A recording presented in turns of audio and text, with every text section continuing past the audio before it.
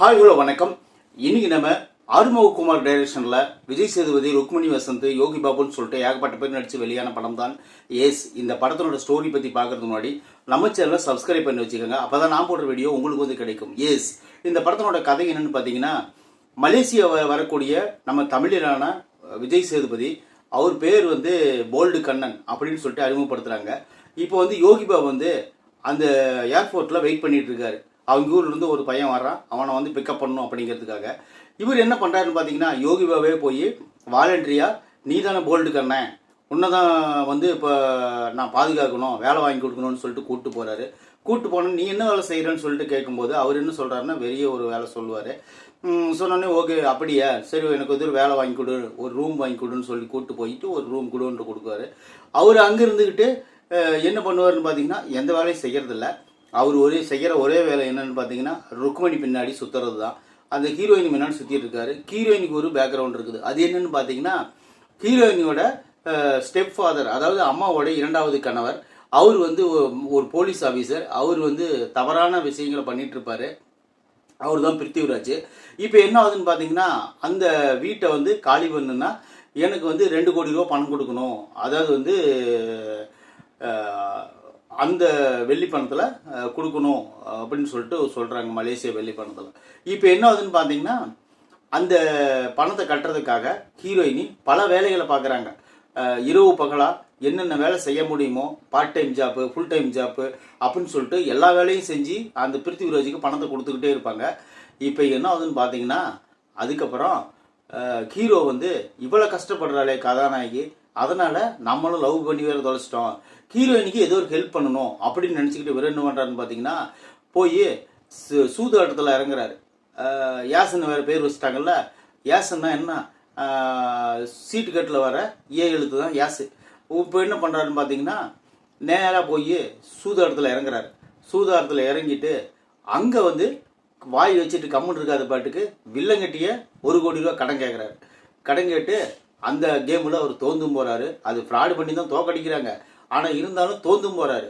தோந்து போனதுக்கப்புறம் வில்லன் வந்து, எனக்கு 1 கோடி ரூபா பணத்தை நீ 1 வாரத்தில் கொடுக்கணும், இல்லைன்னா நான் வந்து உன்னைய வேறு லெவலில் வச்சு செய்வேன்னு சொல்லிட்டு மிரட்டி விட்டுறாரு.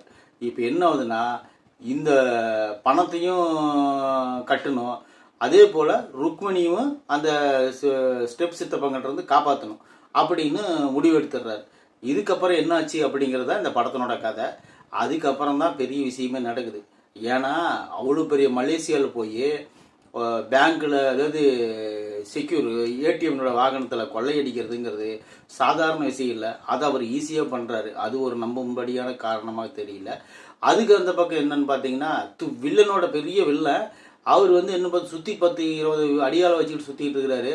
அவர்கிட்ட போய் ஈஸியாக அவரோட துப்பாக்கி எடுத்துகிட்டு வந்து அந்த கேஸில் மாட்டு விடுறாரு. அதெல்லாம் நம்பும்படியாக இல்லைனாலும் கூட லாஜிக் மிஸ்டேக்கெல்லாம் இந்த படத்தில் நீங்கள் எதையும் பார்த்தீங்கன்னா கண்டிப்பாக இந்த படத்தை சுத்தமாகவே பார்க்க மாட்டீங்க.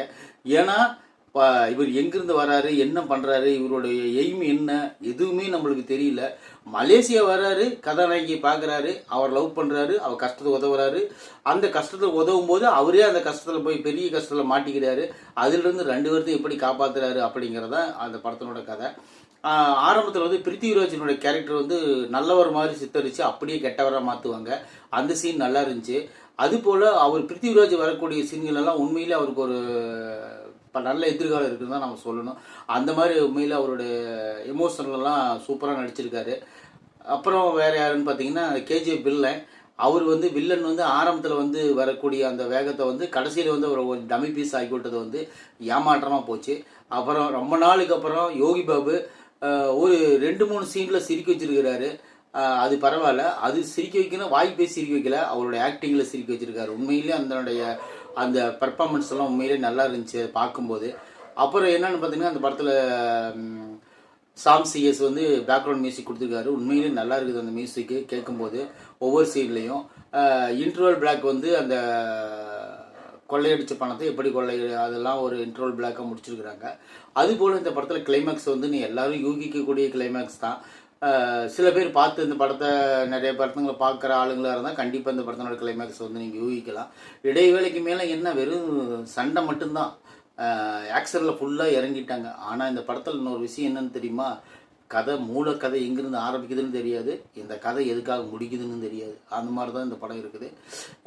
அதாவது ஒரு சின்ன ஒரு இன்ட்ரொடக்ஷன் கொடுத்துருக்கலாம் ஹீரோவுக்கு. இவர் வந்து இந்த மாதிரி இடத்துலேருந்து வராரு, இவர் வந்து இவருக்கு பின்னாடி ஒரு பெரிய விஷயம் நடந்திருக்குது, இல்லை அப்பா அம்மா இங்கெல்லாம் இருக்கிறாங்க, கஷ்டத்துக்காக ஊருக்கு மலேசியா வந்திருக்காரு அப்படின்னு சொல்லலாம். அதுக்காக ஒரு சீன் வச்சுருக்காங்க. என்னென்னா ஓப்பனிங்கில் ஜெயிலிருந்து ஒருத்தன் ஃபோன் பண்ணுவான். ஃபோன் பண்ணி நீ மலேசியா எதுக்கு போகிற, இங்கே ஆல்ரெடி உன் மேலே இருக்கிற கேஸ் எல்லாம் எடுத்து விசாரிக்க ஆரம்பிச்சிருவாங்க போலீஸு அப்படின்னு சொல்லிட்டு ஒரு கைதி ஒருத்தர் ஃபோன் பண்ணி சேதுபதிக்கு சொல்லுவார். அப்போ வந்து அதுக்கு என்ன ஒரு காரணம் அப்படிங்கிறது வந்து கடைசி வரலாம் படம் பார்க்குற யாருக்குமே சொல்கிறதில்ல. இந்த படத்தில் எதையுமே அவங்க முழுசாக தண்டனையே கொடுக்கறதில்ல. அந்த போலீஸுக்கும் என்ன தண்டனை கொடுக்கறதில்ல. அவர் பண்ணுற கிரைம் எல்லாம் பெரிய கிரைமு, அவர் பண்ணக்கூடிய அந்த விஷயத்துக்கு அவர் தண்டனையே கிடைக்கிறதில்ல. ஆனால் இருக்குது. ஆனால் இருந்தாலும் அவர் செஞ்ச தப்புக்கு என்ன இருக்குன்னு சொல்லி அவங்க சொல்கிறதில்ல.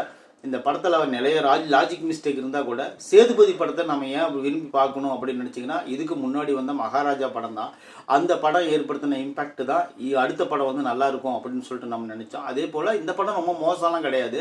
நீங்கள் ஒரு டைம் பார்க்கலாம், குடும்பத்தோடு உட்காந்து ஜாலியாக என்ஜாய்மெண்ட் பண்ணி பார்க்கலாம், அந்த மாதிரி படம் தான் இது.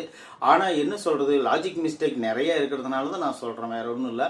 இந்த படத்தை பார்க்கணும் அப்படின்னு நினச்சிங்களா கண்டிப்பாக போய் பாருங்கள். இந்த படம் நல்லா தான் இருக்குது, ஒரு டைம் பார்க்கலாம் கண்டிப்பாக. நம்ம சேனலில் சப்ஸ்கிரைப் பண்ணி வச்சுக்கோங்க. இது போல் வீடியோக்களை நான் மீண்டும் தொடர்ந்து போடுறேன். தேங்க்யூ.